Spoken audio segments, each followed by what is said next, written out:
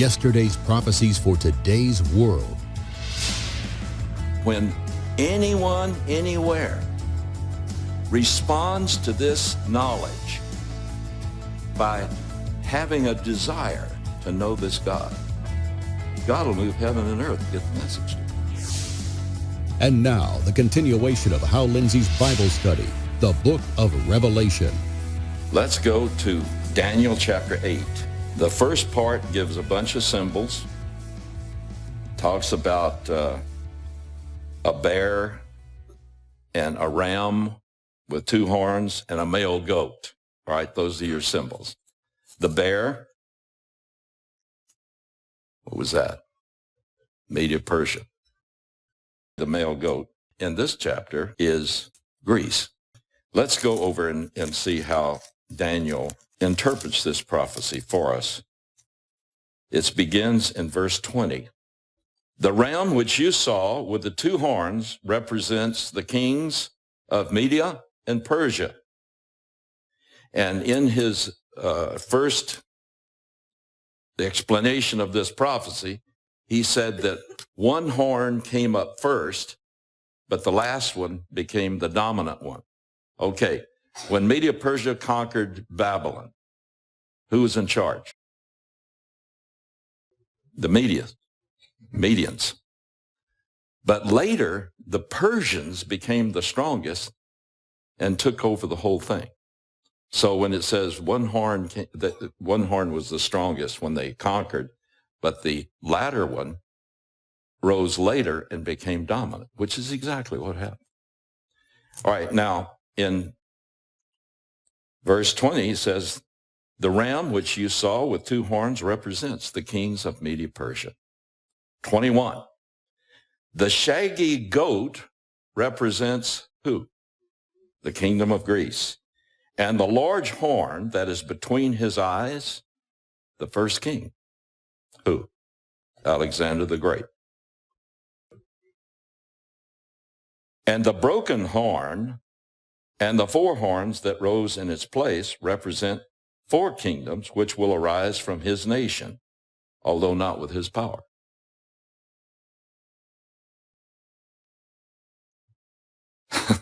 I just saw this on the History Channel, another rendition of the history of Alexander the Great. Most of them are inaccurate. This one had some touches of accuracy. But when Alexander died, of course, everyone was hovering around him. They could see he was very ill. He had been wounded by an arrow. You know, this man fought at the front of his soldiers. For all of their battles, he was only wounded once. And that's when an arrow pierced his armor and severely wounded him. And he never really got over that wound. When he got back to Persia, he got very sick. And so all of the people gathered around because, you know, they wanted to see who was going to follow him. And so they were all gathered around, and they asked him, when they knew that he was very near death, they said, to whom do you will your kingdom? And he said one word in Greek, iskuren, which means to the strong.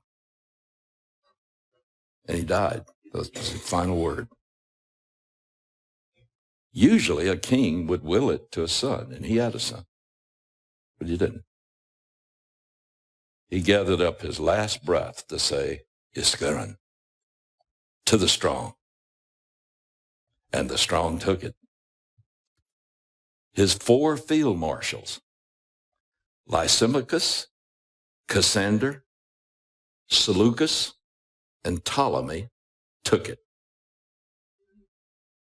and divided it up among them. And his great kingdom became under the leadership of four generals. We would call them field marshals because they were little more than a general. So they set up his empire under four different powers. Two of these powers became very, very important in history from that time until the time of Jesus. And that was Ptolemy, who took over Egypt and a great deal of the southern part of the Middle East, and Seleucus, who took over Syria and a great deal of the Middle East and what is now Turkey and the environs around that area, Iraq, etc. And Seleucus and Ptolemy's descendants kept fighting each other, and guess who was right in the middle? Israel. Like always, Israel's right in the middle. Now, when did he get this prophecy? Let's see. Chapter 8, it says, verse 1, in the 3rd year of the reign of Belshazzar, the king, a vision appeared to me, Daniel, subsequent to the one who appeared to me previously. Now, he dates it very carefully. This was in the 3rd year of the reign of Belshazzar, and it was about 2 years before the events of chapter 5 took place. Now, chapter 5 is the famous chapter on Mene, Tekel, Upharsin. Weighed,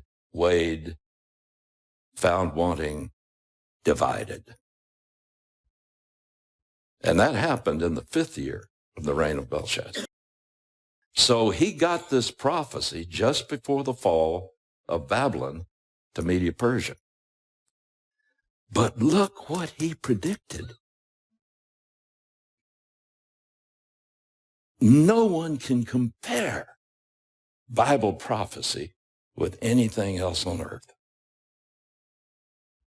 No one. And in seminary, we used to have a saying, it seemed like all the time there were critics attacking Daniel. We used to call it Daniel in the critics' den.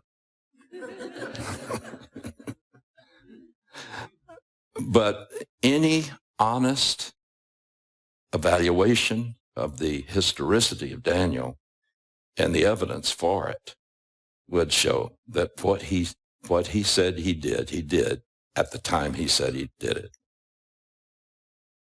But the thing that critics can answer is that what they allege is that it was written some 200, 300 years after Daniel lived in order to explain this remarkable prophecy about Alexander the Great. Even if it did, the events of Daniel chapter 9, which happened in the lifetime of Jesus, are so exact and precise, they can't explain it away. But he did it when he said he did. Now, here's what's important. He shows that 200 years before Alexander the Great was born, he predicted he would conquer the world.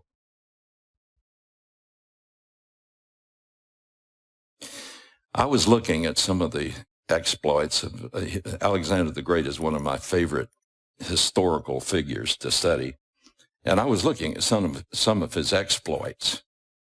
There's a prophecy in the Bible that is pronouncing judgment on the city of ancient Tyre. Ezekiel chapter 28 talks about it. And it predicts in one of these prophecies that even though Tyre would become a great maritime power, that God would bring such judgment on it for its debauchery that even the ruins of the city would be picked up and thrown into the sea. That was about, 250 years before Alexander invaded Tyre. He invaded Tyre, and no one was, Babylon besieged Tyre for 13 years and was never able to breach it because they had an island that was about a kilometer, just under a kilometer off the coast. And they just moved everything over to the island when they were besieged, and they had 2 walls around it. And they had this set up where no one could break into it. Alexander was so furious when they couldn't breach this thing. He said, okay, here's what we're going to do. We're going to build 2 causeways out to that island. And it took them a year to do it. His soldiers grumbled a little bit. They took all the ruins, they destroyed the city that was on the shore. They literally scooped up every stone and threw it into the sea to build the causeway. Fulfilled the prophecy to the letter. And when they finally got to the wall, they built a siege machine, the like of which no one had ever seen before. They brought it up there, and they were able to breach the first wall and to put a scaffolding over that. And Alexander was the first to lead them over the wall. He was some kind of warrior. And they conquered Tyre. And when they went to Jerusalem, they were going to besiege it, but the high priest of Israel, who was one of the returning refugees from Babylon, came out under a truce to meet Alexander, and he had a scroll of the book of Daniel, and he read and interpreted the 8th chapter to Alexander. Alexander fell on his face. He was so stunned by the fact that the Hebrew God had predicted his rise to power that he turned from there and went back and faced Darius and beat him. And he never bothered Jerusalem. History is amazing, isn't it? All right, now, in Daniel chapter 8, verse 22 again, and the broken horn and the 4 horns that arose in its place represent 4 kingdoms which will arise from his nation, although not with his power. And then we have a big, and this happens in prophecy a lot, a big historical parenthesis. We know it's a historical parenthesis because it leaps to events that are in the end time. The time just before the Messiah comes to set up God's kingdom. And that's this time. So he says, and in the latter period of their rule, now this is talking about all of the Gentile kingdoms. In the latter period of their rule, when the transgressors have run their course, a king will arise, insolent and skilled in intrigue. And his power will be mighty, but not by his own power. And he will destroy to an extraordinary degree and prosper and perform his will. He will destroy mighty men and the holy people. And through his shrewdness, I think the best translation here is cunning. Through his cunning, he will cause deceit to succeed by his influence. Man, that sounds like the media today, doesn't it? And he will magnify himself in his heart, and he will destroy many while they are at ease. Now, you know, here's where I have to say the old King James Version really got it right. I'm thankful I don't have to depend on any English text because I know both Hebrew and I know Greek. I don't know Chaldean. I wish I did. But do you know the word here that's translated while they're at ease? You ever heard the Hebrew word shalom? What's it mean? Peace. Well, the word that is used here has the baith, the baith in front of it, which means by means of. Beth Shalua, which means by means of peace. And that's the way it should be translated. The King James does translate it that way. Now, here's the way it should read. He will magnify himself, in verse 25 now, he will magnify himself in his heart, and he will destroy many by means of peace. People in Israel, and indeed in many parts of the world, here in the United States too, are so anxious for peace that they'll do just about anything to get it. And, peace, if you look at the history of the world, peace was never a gift. Peace in a nation only comes because some brave people got the determination and courage to fight for it. And I get so tired of these yellow-livered Academy Award would-be analyzers of history and what's best and all of that.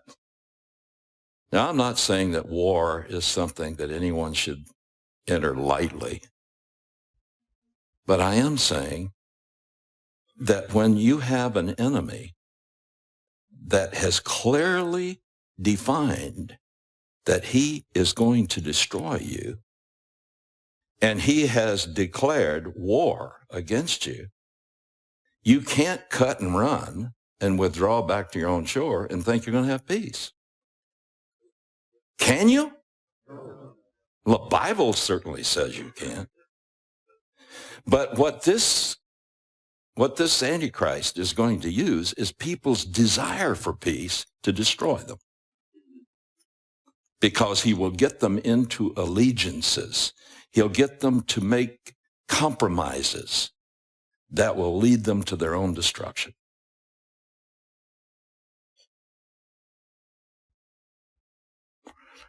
In the first part on this chapter that I wrote in There's a New World Coming, I talk about, this man in history who said, our country is under siege. We're under attack, both inside and out. We have rioting in the streets, rioting in our schools. No one is keeping order and peace. And he said, we need to establish order or our country will fall apart. Words to that effect. Know who said that? Adolf Hitler, 1932.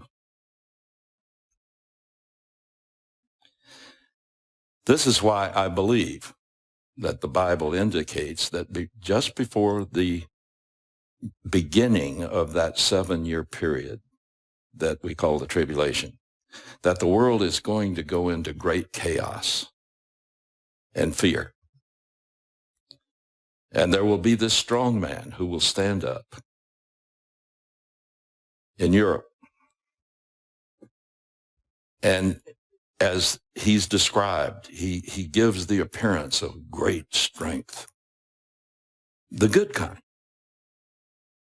Great strength of being, fervor, passionate about the future of mankind, passionate about human ability to solve its problems, a passionate humanist who believes that man can conquer and set forth a world that will be a paradise. And he will stand up, and in this chaos, there will be people that will flock to him. Because he'll appear to be the most wonderful man that's ever been born. And that's the kind of man that these prophecies are describing in those times. It says that by means of peace, he will destroy many. He will even oppose the Prince of Princes. Now, this gives us the time that this prophecy is about, doesn't it? Who's the Prince of Princes? Jesus. He is going to personally oppose Jesus Christ. And you can read about that in chapter 19 of the book of Revelation. When Jesus appears to come back, he's going to turn all of the war machines on him to try to keep him from coming back. Now, that's when you're really stupid, isn't it? All right, now look at Daniel chapter 11. Daniel chapter 11 is quite an amazing chapter. It was written, chapter 11, verse 1, and in the first year of Darius the Mede. Okay? What's that tell us? It's right after the Medes and the Persians conquered Babylon, in the first year of the reign of Darius the Mede. Now, this gives us a lot of history past, and it gives some remarkable things. It touches on the career of the Roman Empire and things like that. And it continues to do this until verse 35. Look at verse 35. Now, I hope this is not boring to you, is it? I really think you got to have a scriptural background to understand all of this, okay?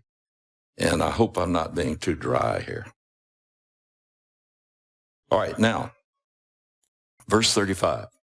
And some of those who have insight will fall in order to refine, purge, and make them pure until the time of the end, because it is still to come at the appointed time. All right, now here's this long line of history, the first 34 verses. And it sums up the treatment of past history there. When he wrote it, it was still future. But most of this has been fulfilled all of it was fulfilled up to verse 35. And in verse 35, he says, but at the time of the end, there are certain things that are appointed.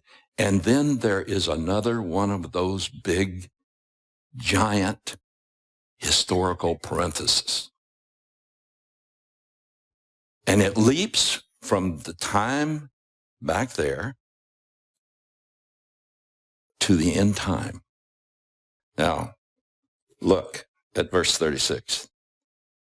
Then, in other words, after this leap of time, then the king will do as he pleases.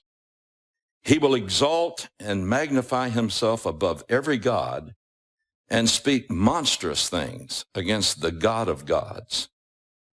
And he will prosper until the indignation is finished, for that which is decreed will be done. It's interesting, some of the translations in the other passages here. Put it this way, then the king shall do according to his own will. He shall exalt and magnify himself above every god, and shall speak blasphemies against the God of gods, that is the true God, and shall prosper till the wrath has been accomplished, for what has been determined shall be done. He shall regard neither the God of his fathers, nor the desire of women. This is the New King James Version I'm reading from. Nor regard any God, for he shall exalt himself above them all. But in their place he shall honor a God of fortresses. All right, now what is this telling us? You know, I've often thought, how is the Antichrist going to establish a one-world religion? As we'll see in chapter 17 and 18, he does. How in the world is he going to get Muslims and Buddhists and, you know, all of the Episcopalians and Presbyterians?